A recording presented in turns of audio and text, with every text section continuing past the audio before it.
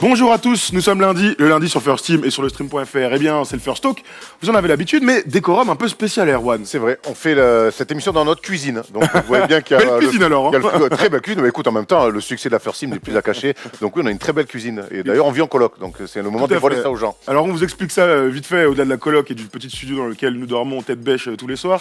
Nous sommes dans ce studio-là puisque le studio habituel du lundi, du foot, du rugby, du vélo et ainsi de suite, était en travaux pendant tout le week-end. Et on allait voir les résultats de ces travaux. Chers amis, c'est un truc de ouf. C'est un truc de ouf. Bel upgrade. Bel upgrade. Donc vous allez pouvoir découvrir ce nouveau studio demain pour le rugby, pour le vélo, et ensuite le soir pour le match entre Manchester et Paris. On sera en direct sur la chaîne First Team Sport. Vous en avez l'habitude, mais on est aujourd'hui là pour parler de basket, Erwan.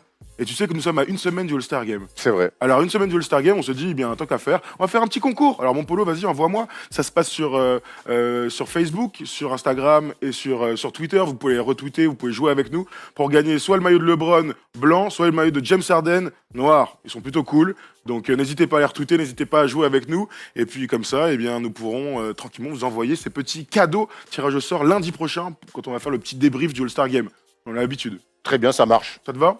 Très bien, on a les commentaires en face, on va vous expliquer le programme du jour. On va commencer avec l'acharnement des meilleures équipes de la conférence Est, donc Milwaukee, Toronto, Philadelphie et Boston. Donc on va s'intéresser à chacune de ces équipes, les nouveaux transferts, et puis quelle est la meilleure équipe de ces quatre. On va parler de Paul George. Paul George qui fait des misères à tous ses adversaires. Vrai gars, on va en parler. On va parler aussi de sa comparaison avec Russell Westbrook. On va parler de la déclaration de Luka Doncic, qui a dit qu'apparemment c'était plus simple de scorer en NBA.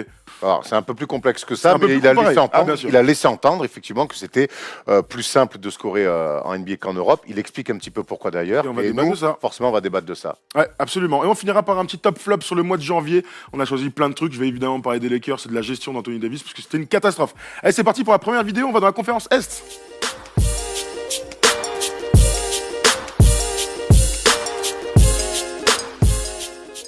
C'est une véritable course à l'armement, Erwan. On voulait commencer cette semaine en parlant absolument de ce top 4 à l'Est. Donc, Milwaukee a récupéré Mirotic, Toronto a récupéré Marc Gasol, Philadelphie a récupéré Tobias Harris, Jonathan Simmons, James Ennis et d'autres, et Boston n'a pas bougé.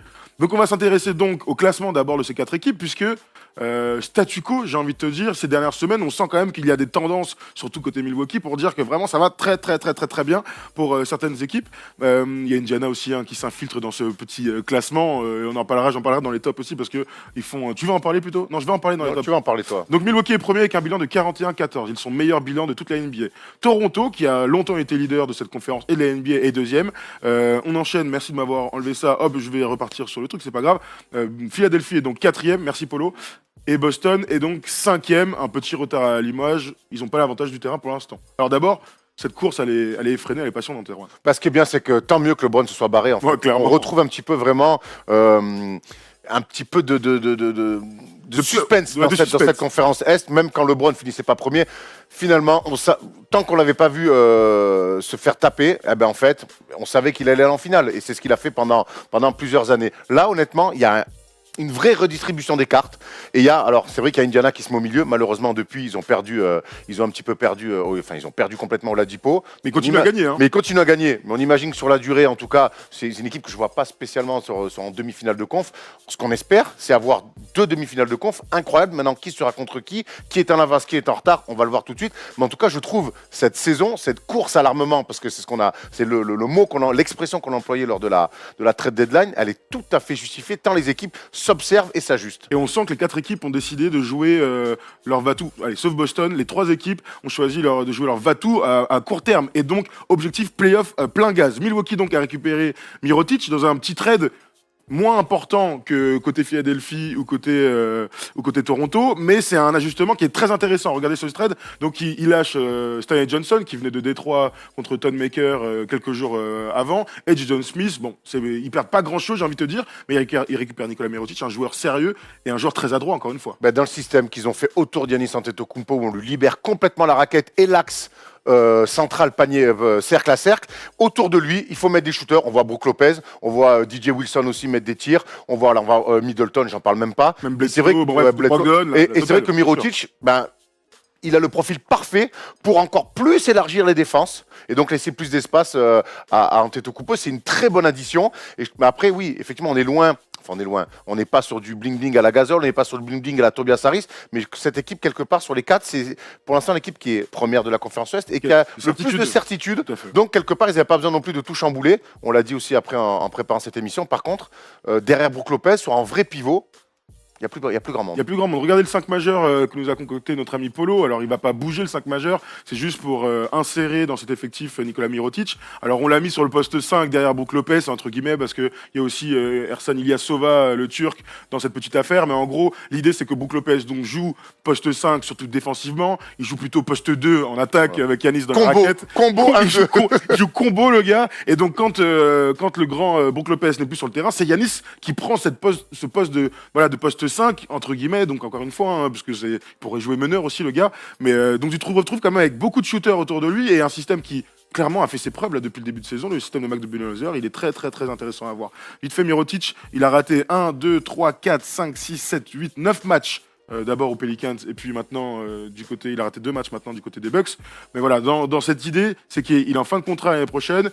Il peut s'inscrire dans la durée, voir s'ils se mettent d'accord cet été. Mais il peut aussi le dégager. Ce ne sera pas une énorme perte non plus. Non, c'est un risque tout à fait contrôlé et maîtrisé. Ils ne mettent pas péril dans la demeure. Moi, j'ai quelques questions à te poser sur Milwaukee. C'est finalement sous l'ère Giannis Antetokounmpo.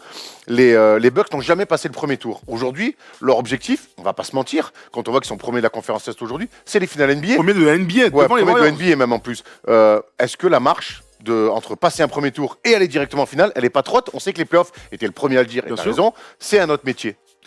Est-ce que la marche n'est pas trop haute de passer d'un premier tour de playoff à une finale NBA direct? Quand tu me poses la question et tu me parles de n'importe quelle équipe, je te dirais qu'évidemment elle est trop haute. Là aujourd'hui, s'ils passent un tour, s'ils passent un deuxième tour, ils vont en finale de conférence, ils se font sortir, c'est une énorme progression. C'est eux qui de toute manière ont le meilleur momentum de toutes ces équipes. C'est une surprise quelque part de les voir aussi forts.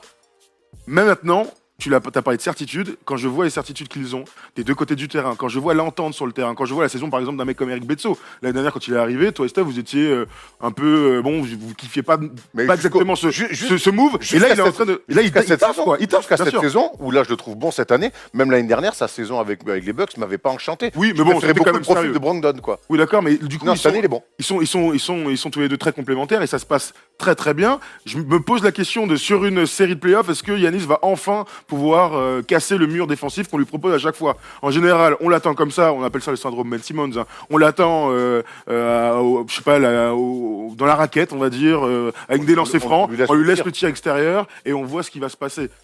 Je me demande comment va-t-il réagir avec un nouveau coach, avec un coach qui a des idées, et je pense qu'on peut être surpris. Ouais, c'est la meilleure défense de la ligue, il me semble. Ouais, mais j'ai bossé hier, je crois que c'est la meilleure défense de la ligue.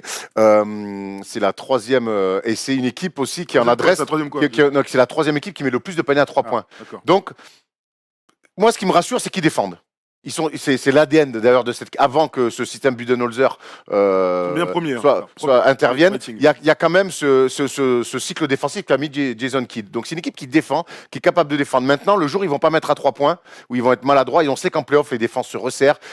Et si ton système offensif ne dépend que de ton adresse extérieure, c'est là que j'ai envie de. C'est là que ça va être le vrai rendez-vous chez les Bucks. Maintenant, quand je vois la saison régulière, ils ont joué 4 fois Toronto, ils mènent 3-1. Ils ont joué une fois Philadelphie, ils les ont tapés. Ils ont joué 2 fois Boston, il y a un partout. Pour l'instant, tous les grands rendez-vous qu'ils ont eu depuis le début de la saison, ils ont répondu présent. Moi, j'ai une petite crainte sur cette équipe. Alors, le but, c'est pas de jouer sans Yanis, mais on a vu, c'était contre qui il y a 2 jours. Je regarde Milwaukee, où est-ce qu'ils sont? Je vais retrouver Milwaukee contre Orlando. Donc, Yanis ne joue pas, il perd de 20 points à domicile. Et tu as eu l'impression que c'était un peu l'effet LeBron, c'est-à-dire l'effet meilleur joueur absent, et l'équipe derrière devient une petite équipe. Alors, je ne vais pas faire une généralité sur ce match d'Orlando, ça peut arriver. Mac Budenholzer a dit qu'ils avaient été complètement nuls, les joueurs n'avaient pas été impliqués, pas d'adresse et tout, ça fait partie du jeu. Mais ma petite crainte, c'est de savoir si Yanis sera au niveau, hein, et si tous les seconds couteaux, donc Middleton, Mirotic, Brook Lopez, Eric Bledsoe, Michael Brogdon, seront au niveau lorsque les grands jeux de playoffs arriveront. La grande différence de l'exemple que tu donnes avec LeBron James, c'est que Antetokounmpo, il est coaché. Il y a un système, il y a un vrai système établi qu'on reconnaît, qui est reconnaissable. Donc, quelque part, je pense que, effectivement, et on va pas, je t'apprends rien si je te dis que si les Bucks jouent sans Antetokounmpo, ils sont moins bons. Oui, merci.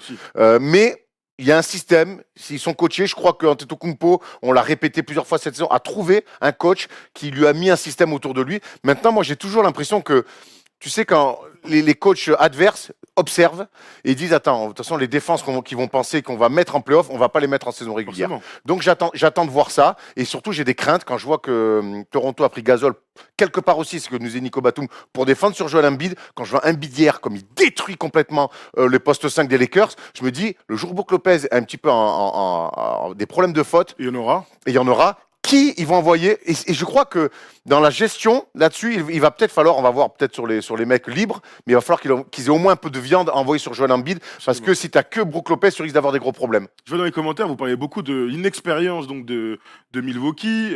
C'est Max Naman qui nous dit Milwaukee ne saura pas quoi faire quand Giannis sera ciblé en playoff. Ils ont eu quand même ces quelques dernières saisons ce problème-là. On va voir si justement ils progressent avec un bon coach. Un dernier mot sur le tir à 3 points de Giannis, parce que hier j'ai eu un petit échange sur Twitter avec Bucks France. Moi je suis toujours étonné de voir Giannis envoyer des airballs. Alors certes, il a progressé ces dernières semaines. Il ose prendre des tirs à 3 points. On a vu son 3 sur 3 il y a quelques jours qui a surpris tout le monde et moi le premier. Moi je suis toujours étonné de voir des mecs de si haut niveau. Alors certes, la mécanique est à faire, ils parlent de très loin et tout, mais envoyer des écarts quand ils sont tout seuls. Et je parle pas des fins de possession. Hein. Bah, je pense que c'est une progression, c'est sa progression logique. Et des mecs qui partent de si loin, alors effectivement, il y aura des bons soirs. Et il y aura des mauvais soirs. Je pense qu'il est encore dans la période où effectivement il peut faire du 3-3 parce qu'il travaille beaucoup. 1-3-3. Voilà, 1-3-3. Et puis il peut aussi faire des airballs. Et ça prouve bien qu'en tout cas, il n'est pas encore complètement régulier sur le tir. Mais il n'y a rien de personnel. De toute façon, maintenant, aujourd'hui, dès que tu attaques un joueur ou une équipe, on a l'impression qu'on attaque les gens directement. Non, il y a effectivement, on sait que c'est son axe de progression le plus important. Et effectivement, donc ça se voit qu'il bosse parce qu'il arrive à faire des 3-3. Mais il est encore loin du compte parce qu'il est encore capable d'envoyer des vrais écarts. Ça prouve que voilà, il est en train de se jauger. Ben Simmons aura la même marge de progression. Tu vois ce que je veux dire? Tout à fait. Même s'il part de plus loin, lui, encore Ben Simmons. Hein. Ouais, encore plus loin. On parlera de Yanis quand on parlera de Paul George et du classement des MVP, parce que Yanis est sur une saison de MVP. On enchaîne avec le numéro 2 de cette conférence, donc c'est Toronto. Toronto qui a récupéré Marc Gasol. C'est le meilleur trade de cette trade deadline, hein, on va dire, de cette soirée qu'on a vécue ensemble en live sur YouTube. Marc Gasol qui arrive dans le système de Nick Nurse, dans une équipe qui marche très bien, avec Kawhi Leonard. J'ai envie de te dire, c'est banco. Là, on voit à l'écran ce qu'ils ont lâché. Donc, Jonas Valanciunas, Delon White qui est en fin de contrat qu'il faut signer, c'est Miles qui jouait très peu, un second tour de draft. C'est un très bon trade pour Toronto, Erwan. Ouais, c'est bien senti. Je pense que pareil, objectif très court terme cette saison, c'est les finales NBA, ni plus ni moins. On va pas se mentir. Je pense que les défaites, notamment dans les face-à-face, je l'ai dit tout à l'heure, face à Milwaukee, 3 défaites, 1 victoire seulement pour Toronto. Tu vois, ils n'ont pas été très bons dans les match-ups. Toronto, donc, ouais, je te dis, donc 3 défaites déjà. Ils ont perdu aussi contre Philly, 3 fois. Il y a eu des matchs en Kawhi ouais. aussi. Hein. Et je crois qu'il y a certes, eu un match en les deux. Mais je pense que Miles Ujiri s'est dit, ok, peut-être que dans le classement, je suis pas si mal, mais dans les confrontations directes, il a peut-être vu des choses où il s'est dit, il me faut un ajout.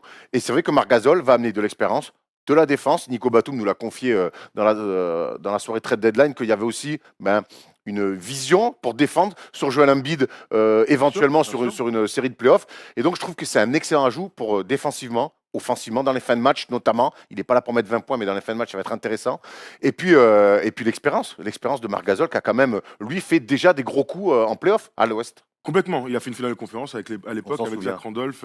Ça commence à dater contre les. Et puis, tu vois, on parle de l'inexpérience un petit peu des Bucks juste avant. Moi, Siakam fait une super saison.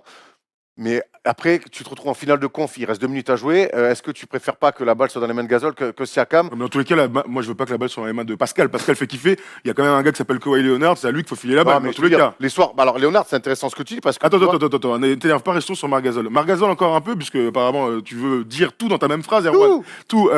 Marc Gasol qui arrive, il a joué d'ailleurs son premier match au Madison Square Garden. Il n'était pas dans le 5. 19 minutes, 7 points, 42% au tir, 6 rebonds, 1 contre, une assist et 2 steals. C'est pas le match de l'année, mais c'était le premier match pour le voir dans le système de cette équipe. Parce que souvent, on parle du small ball de Toronto, qui joue avec Pascal Siakam et Serge Ibaka, qui tiennent clairement la dragée au meilleur pivot. On aime le Ibaka de cette année. Là, ils amènent un réel... c'est un small ball. Ouais, mais avec 2 postes 4, ça compte. 2 postes 4 à plus de 2m5. Oui, non, mais c'est pas qu'une affaire de taille, le small ball. C'est surtout une affaire de je joue sans grand. Je joue sans grand. Oui, tu vois, c'est ça le truc. C'est que Siakam et Ibaka sont 2 postes 4. Ils s'entendent très bien. Ibaka fait peut-être sa meilleure saison depuis OKC, j'ai envie de te dire. Siakam a été joueur de la semaine. Ils sont magnifiques. Alors comment tu vois l'enchaînement des choses? Qui doit sortir du 5 majeur pour laisser Marc Gasol s'y intégrer? Moi, je pense que vu l'âge de Pascal Siakam, c'est à lui à se décaler sur un poste de sixième homme qui lui irait à merveille. Et je pense qu'il est capable de l'accepter. Il ne faut pas être non plus un génie du basket pour se dire que Marc Gasol, il a peut-être besoin de commencer les matchs, de rentrer un petit peu tôt dans la rencontre plutôt que sortir du banc, j'imagine. Il n'a pas le profil du tout, Marc Gasol, à sortir du banc. Après, peu importe, en tout cas, de commencer ou de finir, de commencer les matchs, l'important, c'est qui et comment on les finit. Et je trouve que l'apport et selon les match-ups qu'ils auront, eh bien, il pourra finir avec peut-être Ibaka Siakam, avec lequel il a des certitudes, ou peut-être finir avec Marc Gasol et Siakam ou Ibaka. Donc, pour moi, Nick Nurse n'aura que des options. Et c'est en ça que le coup de Masai Ujiri était vraiment intéressant. Tu penses pas qu'ils peuvent faire comme Boston l'année dernière, c'est-à-dire que quand il y avait un vrai pivot, c'était Aaron Baines qui débutait à leur Ford sur le poste 4 par exemple, et lorsque leur Ford n'avait pas de soucis défensifs, on va dire, à défendre sur un grand, bah, leur Ford jouait 5 et on pouvait jouer avec Tatum, Jalen Brown et toute la totale. On voit le 5 majeur imaginé. Voilà, c'est difficile de savoir qui de Ibaka ou Siakam va sortir. On a mis Siakam parce qu'il taffe hein, et qu'il est méritant. Bon, de toute façon, après, c'est deux profils qui se répètent un petit peu, mais si Siakam a un peu plus de handle. Clairement. Ibaka, c'est un vrai poste 4, voilà. genre grand défenseur, contreur, pick and pop. Ben, en fait, alors, il va pas se mettre à dribbler. Siakam, il est capable de faire les coast to coast. Je pense que Ibaka, tu me dis moi ce que tu en penses. Ibaka, c'est un 4-5. Siakam, c'est un 4-3-4, 4-3. Ouais. Il jouera jamais 3. Il jouera jamais 3. Il est délié comme un. Voilà, ouais. Il est plus délié comme un 3 que comme un 5. Voilà. Bon, bref, on chipote. Moi, je pense que oui. Pour moi, je vois que des solutions. Je te dis, si Boston, par exemple, tu joues Boston et que tu as alors Ford, ben, tu peux envoyer du Ibaka au charbon dessus. Et si tu joues Embiid, ben, tu peux peut-être finir avec Gasol. Enfin, voilà. Pour moi, je trouve que c'est un super move parce que, mine de rien, je te rappelle, et il n'y a pas si longtemps, ils ont pris une petite saucée face à Milwaukee à domicile. Ils ont perdu déjà aussi ils ont perdu contre tous leurs concurrents directs déjà cette saison. Et il fallait un petit peu, quelque part, rectifier, avoir un mec d'expérience, un mec talentueux aussi, et dans ce jeu de passe très intéressant aussi, Marc Gasol. Non, c'est pour moi le meilleur coup de cette trade deadline. En tout cas, Toronto est à 4 victoires d'affilée. Ils ont joué contre les Knicks, ils ont joué contre les Hawks, ils ont joué par contre contre les Sixers, hein, 119-107 la semaine dernière, et contre les Clippers, ils avaient gagné de 20 points. C'est une bonne période pour les Raptors. On a très peu parlé de Kawhi Leonard, d'ailleurs ces derniers temps, on parle très peu de Kawhi Leonard. On a l'impression qu'il est un peu rentré dans le rang, alors qu'il c'était le MVP en puissance à Noël. Un peu. C'est bizarre à dire, mais il est un peu rentré dans le rang. Et notamment, la défaite face à Milwaukee, il était un petit peu passé au travers. Il fait un vilain 7 sur 20 au tir. Mais Kawhi, je pense qu'il a peut-être un contre-coup. On rappelle qu'il n'a pas joué de la saison dernière quasiment, 9 matchs seulement. Il a peut-être un contre-coup physique, tellement qu'il est parti fort. Et je pense aussi qu'on a vu les Raptors cette année le gérer. Des fois, le pas faire jouer pendant 2 matchs d'affilée. Je pense que physiquement, il lui tire pas sur la corne pour arriver en plein pot en play-off. Et je trouve que c'est plutôt bien géré. Donc je te dis, hein, quand tu reviens d'un an sans jouer, quasiment 9 matchs, c'est rien sur 82. Donc peut-être qu'il a un petit coup physique. Le mois de février, en général, c'est la période parfaite pour avoir des coups de pompe. Hein. D'un point de vue des stats, en tout cas, il rate 4 matchs en janvier. Il est quand même à 30 points par match, 7 rebonds, 53% au tir et 36 à 3 points. Il est très fort. C'est juste là, sur le début de mois du février, il a 17 points par match. Un excellent 91% au lancer franc. Bon, ça, c'est toujours à noter pour ce genre de joueur. Par contre, un très laid 34% au tir. C'est normal contre New York, il a 4 sur 15. Et contre Philadelphie, il a 3 sur 11, malgré ses 24 points. Il est un peu moins bien. Un peu moins bien, mais c'est pas maintenant qu'on l'attend. Dans l'adresse, mais voilà. Mais tout le monde a été rassuré de toute manière. Maintenant, on attend les playoffs et l'été prochain pour voir ce qui va se passer.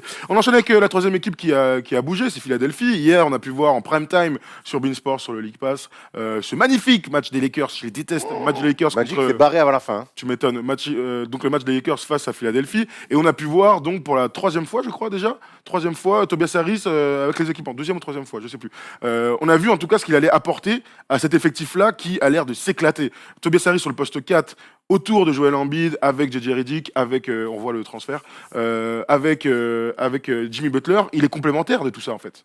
Mais c'est là qu'on voit que c'est un super joueur. D'ailleurs, on voit sur le tableau là, des transferts que les 3 joueurs sont déjà utilisés dans la rotation de Brett Brown. Marjanovic, moi j'avais un petit doute. Je sais pas, il y avait Bolden qui faisait quelques trucs un petit peu.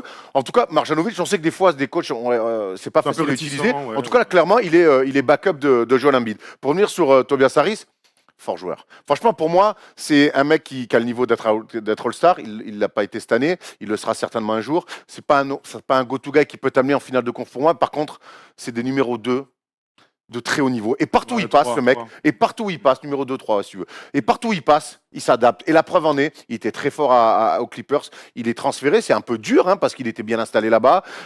Il avait certainement des objectifs. En fin de contrat, peut-être qu'il se sentait bien. Il est transféré à Philadelphie. c'est pas la plus grande marque de confiance de la part des Clippers par rapport à Tobias Harris. Il arrive, il est dans le 5, il est souriant, il est fort et il s'imprègne directement dans cette équipe-là et il marque avec des stats de son arrivée. Et ça, c'est fort. C'est un joueur très, très, très, très fort et qui n'en demande pas des masses en plus. Ils ont tapé donc Denver avant-hier. 14 points, 8 rebonds, 6 sur 12 au tir, 2 sur 3 à 3 points. Et donc contre les Lakers dans cette orgie offensive, 143-120. Il est à 22 points, 6 rebonds, 6 passes, 64% au tir, sans forcer.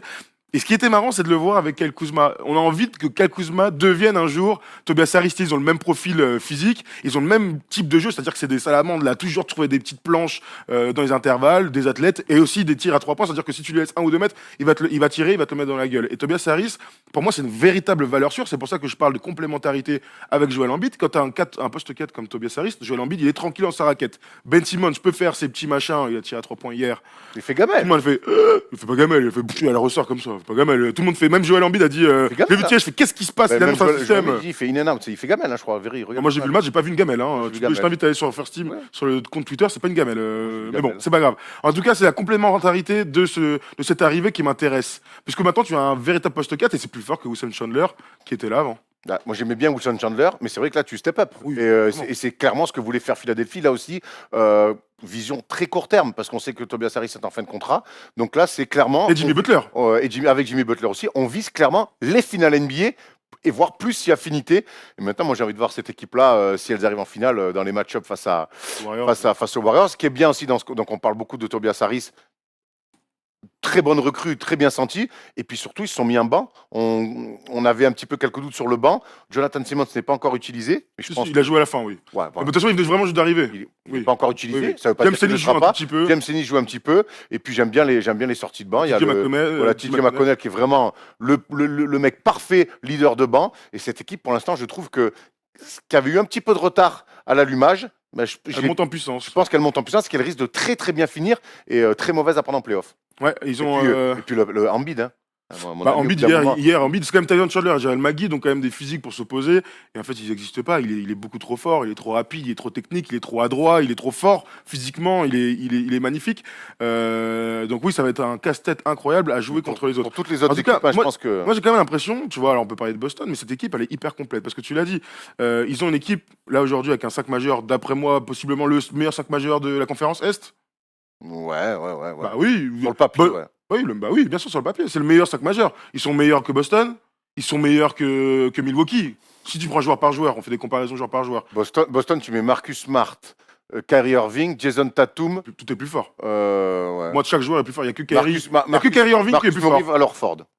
Il n'y a que Kyrie Irving qui est plus fort. Ford, on sait que c'est la kryptonite de. Bien sûr, mais il est moins fort a priori. Si tu prends Milwaukee, il n'y a que Giannis qui est plus fort. Après, tu as raison, c'est peut-être le 5 majeur le plus excitant, le plus fort sur le papier. Par contre, c'est l'équipe la moins expérimentée, c'est l'équipe la plus jeune. Alors, Milwaukee n'a pas encore fait le premier tour. L'année dernière, Philadelphie est allé en demi-finale de conf, mais on sait que Milwaukee, ils sont à un match l'année dernière de sortir les Celtics. Donc pour moi, c'est l'équipe la moins expérimentée et au niveau du coaching aussi. Même si Nick Nurse est un jeune coach, Nick Nurse, moi, me donne beaucoup de garanties sur le coaching. Et l'année dernière, il va falloir que Brett Brown, tout ça, maintenant lui qui a un super 5 majeur avec un banc correct, il va falloir que lui aussi, il step up et ça va être, à mon avis, la croisée des chemins pour lui. Ça va être la croisée des chemins, ce sera très intéressant à voir. Un dernier mot sur Boston qui n'a pas bougé. Ça va très mal à Boston. Ils ont encore perdu là, contre les Clippers. Ils mettaient de 28 points. Ils perdent. À la fin, le public du Garden les siffle. Mais c'était vraiment la honte. D'ailleurs, Marcus Morris a dit en conférence de presse que c'est bien d'avoir des bons joueurs, blablabla. Mais il va falloir jouer en tant qu'équipe. Il va falloir s'impliquer en tant qu'équipe parce que sinon, ils n'iront absolument nulle part. Donc le chemin de croix continue pour Boston. Moi, je ne les sens pas depuis le début de l'année. Alors, pour différentes raisons. Dès le début de saison, j'avais dit que on forçait beaucoup trop, notamment Brad Stevens, pour réintégrer trop vite Gordon Hayward, qui, même encore 6 mois après, il n'a pas retrouvé son niveau. Et puis même, je pense que c'est devenu psychologique. Du coup, il avait changé en mettant Marcus Smart et Marcus Morris dans le 5 majeur, et c'était plutôt bien. Mais je crois qu'il y a Kyrie Irving s'était mué en passeur, en vrai leader. On en a fait une émission là-dessus. Mais j'ai l'impression qu'il y a un ressort de cassé là-dedans qui